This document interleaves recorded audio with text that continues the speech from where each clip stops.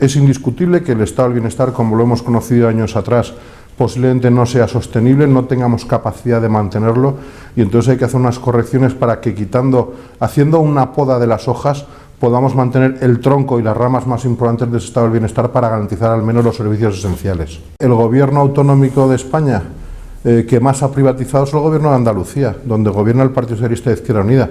El gobierno de Aragón, en materia sanitaria, todavía no tiene nada en relación con la privatización. La austeridad no va contra el gasto, va contra el despilfarro. La austeridad no es algo que solamente se tenga que aplicar en un momento de crisis. La austeridad es gastar bien el dinero público, y gastar bien el dinero público tendría que ser obligatorio en crisis y en momentos de bonanza económica. Se abren muchísimos cauces de participación muy directa de los ciudadanos. O sea, pueden presentar iniciativas directamente a través de la página web, pueden presentar consultas, podrán ver todo lo que se hace en las Cortes a través de la página web. Los grupos políticos tenemos que hacer nuestras propuestas. Todavía no están encima de la mesa porque queríamos primero escuchar a los expertos.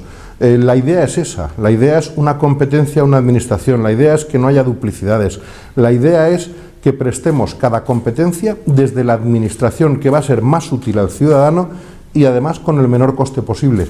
Los municipios pequeños que no cumplan con sus obligaciones podrían desaparecer con la legislación de hoy. Eso no va a cambiar en nada. Yo lo que tengo la sensación es que hay personas que están hablando de ese proyecto de reforma sin habérselo leído.